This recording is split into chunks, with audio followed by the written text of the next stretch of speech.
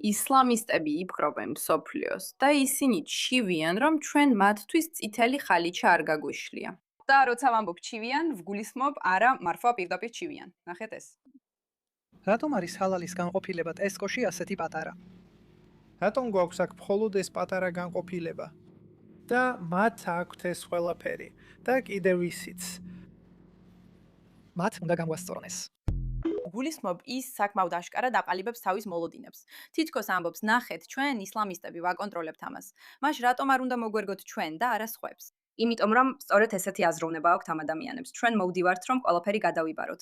მაშ რატომ არ მიიღო ყველამ ის ფაქტი, რომ ჩვენ აქ ვართ, რათა ყველაფერი გადავიბაროთ? და როცა ამბობ, რომ ისინი აქ არიან ყველაფრის გადასაბარებლად, გულისხმობ, უბრალოდ მოусმინეთ ამას სხვათა შორის. ანუ მუდმივად ხედავ ვიდეოს ფიქსიტზე. შეხედეთ რა ხდება სინამდვილეში, ხო, ესე ვგულისხმობ. ეს კაცი იქ დგას და წუწუნებს იმაზე, რომ წითელი ხალიჩა არ გაუშვიათ. მაგრამ ჩემი აზრით, მათთვის წითელი ხალიჩა უკვე მართლაა გაშლილი და ეს გულწრფელად რომ თქვა, ცოტა პრობლემურია. მუდმივად ხედავ ვიდეოს ფიქსიტზე, სადაც ერთი მუსლიმი კაცი წუწუნებს. რომ მის ადგილობრივ სუპერმარკეტში მხოლოდ ძალიან პატარა ჰალალის განყოფილებაა.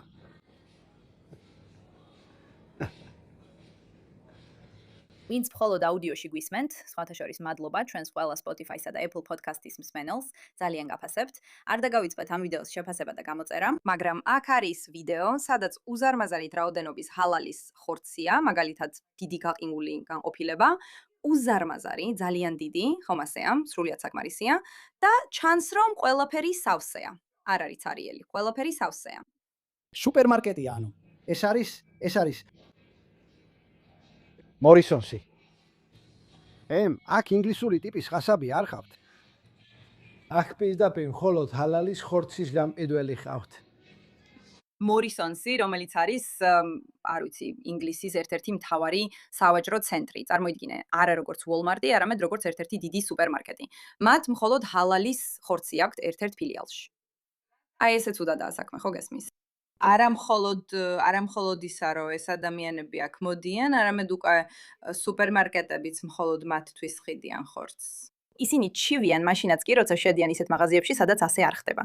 ანუ უბრალოდ წარმოუდგენელი თავხედობაა ეს ყველაფერი.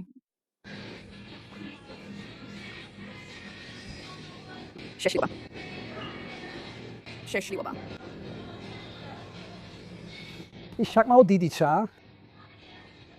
ასე რომ თუ ის უკმაყოფილოა თავისი ადგილობრივი სუპერმარკეტის არჩევანით, ჰალალ ხორცის არჩევანით, მას მხოლოდ ის უნდა გააკეთოს.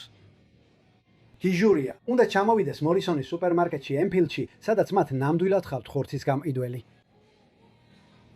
დიდი.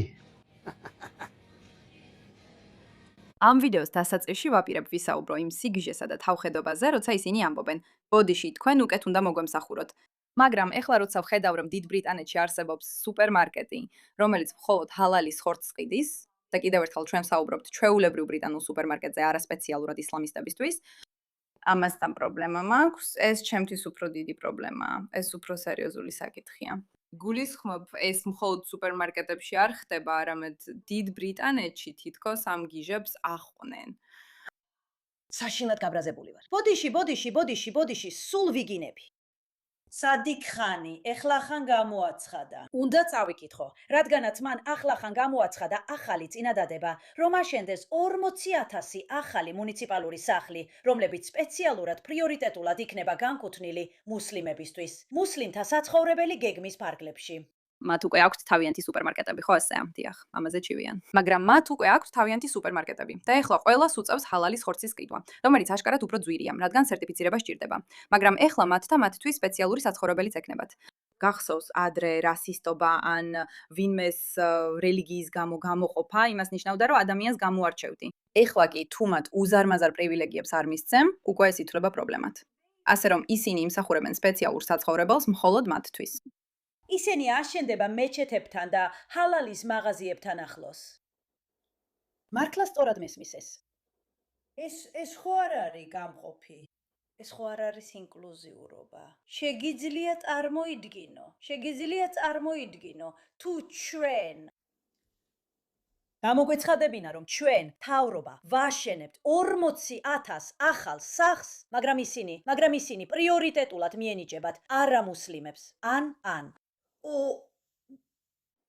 ქრისტიანებს წარმოიდგინე, რომ ეს სიტყვით განცხადება იყოს გაჟღერებული დიდი ბრიტანეთის მერის მიერ, რომ ეხლა 40,000 სახლს მხოლოდ ქრისტიანებს გადავცემთ. აღშფოთება ესეთი თავხედობა და ესაა პრობლემა. ეს ორმაგი სტანდარტია.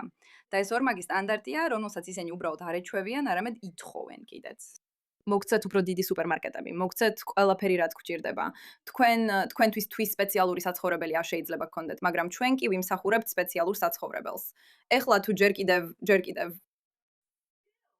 ერთ-ერთი იმ ადამიანთაგანი ხართ, ვინც მართლა ფიქრობს, რომ ეს მხოლოდ დიდი ბრიტანეთის პრობლემაა სამწუხაროდ. სხვა რა მოგსათმელი თქვენთვის. მე მხარს უჭერ იმას, რომ შესანიშნავი კულტის ლიდერი იქნებოდით. შეერთებული შტატების პრეზიდენტი. ერთ დღეს შენ შეერთებული შტატების პრეზიდენტი იქნები. ამერიკის. არავინ, მათ შორის მაიკ ალანი, ვერ შეგაჩერებს პრეზიდენტად გახდომაში. იოცნებე დიდზე, კონდეს ხედვა. რადგან თუ ბარაკ ჰუსეინ ობამა შეიძლება იყოს პრეზიდენტი, სოხაიბ ჯავადი ვერ იქნება პრეზიდენტი. ჯან. ის პრეზიდენტი გახდება. ის ლაპარაკობს იმაზე, რომ მუსლიმები მექას დაიკავებენ. ადრე მას დასცინოდნენ. რა მოხდა? რა არის? რა მოხდა ბიჭებო, რა მოხდა? ადრე იცინოდნენ იმ აზრზე, რომ ისლამისტები აიღებდნენ ძალაუფლებას. ეხლა რა ხდება? მორისონი სრულიად ჰალალია. ეს არის რაც ხდება. 40,000 სახლი სპეციალურად ამ ადამიანებისთვის არის გამოყოფილი, რომლებიც ცდილობენ შემოიჭრან. მოусმინეთ რას ამბობს ის. მოდის. სულილება მოდის ამერიკაში. და რას გვეუბნება ალლაჰი? კუნთუმ ხაირუ უმმათი. თქვენ ხართ საუკეთესო ერი, თქვენ ყველა სხვაზე უკეთესები ხართ. აი ამას ამბობს ალლაჰი. მოდით ამისკენ ვიმუშაოთ. მოდით იმისთვის ვიმუშაოთ, რომ მუსლიმი მერი ყავდეს. შემდეგ არჩევნებზე წარადგინეთ კანდიდატები განათლების საბჭოში, შემდეგ არჩევნებზე აქ წარადგინეთ კანდიდატები ადგილობრივ თვითმმართველობაში. სათიშორის ის ბიჭი სადიქანი, რომელმაც 40,000 სახლი ისლამისტებისთვის გამოყო, ის არის დიდი ბრიტანეთის ისლამისტი მერი. ის აირჩიეს, რადგან ისინი ასე ფიქრობენ, რადგან ეს არის სტრატეგია. ის ეუბნება ამ ახალგაზრდებს, რომლებიც უსმენენ მას, ან ხანდაზმულებსაც. წადით, თქვენ შეგიძლიათ გახდეთ პრეზიდენტი. დემოგრაფია იცვლება, ადამიანები მოექცნენ. ამ ქვეყანაში დიდი მასობრივი მოქცევა მიმდინარეობს. სად არიან მოქცეულები? ისინი უბრალოდ მოიქცევიან და მერე უყვალოდ იკარგებიან. სხვა საკითხი, ბავშვები, მუსლიმებს ყველაზე მაღალი მოსახლეობა ჰყავთ.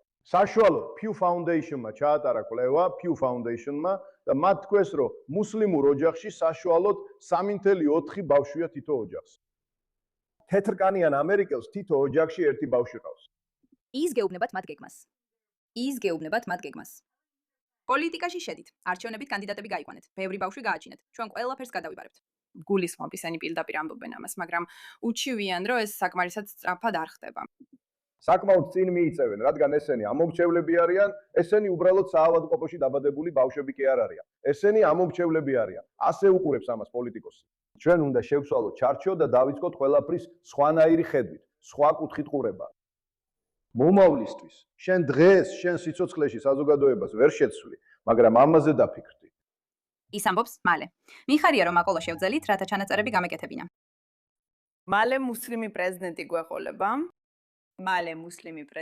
გვეყოლება, ეს არის გეგმა და მათთვის ერთი ამბავი მაქვს. ეს არ მოხდება. ჩვენ ამას არ დაუშვებთ. მაპატიეთ თქვენ და თქვენი გეგმები, თქვენი ძველი სტუდენტით. ჩვენ ამას არ დაუშვებთ. რაღაც შეიცვლება. ჩვენვე წინააღმდეგებით. ეს შეიცვლება. მაგრამ დაიმახსოვრეთ, რომ ადამიანები შემოდიან ერთადერთი გზა, რომლითაც ისინი ახერხებენ შეჭრას, თუ ეს პირდაპირ ხოცვა არ არის, როგორც სხვადასხვა ადგილას ხდება, არის ის, რომ დაარწმუნონ ხალხი, რომ მათ უნდა დაუჭირონ ამას მხარი.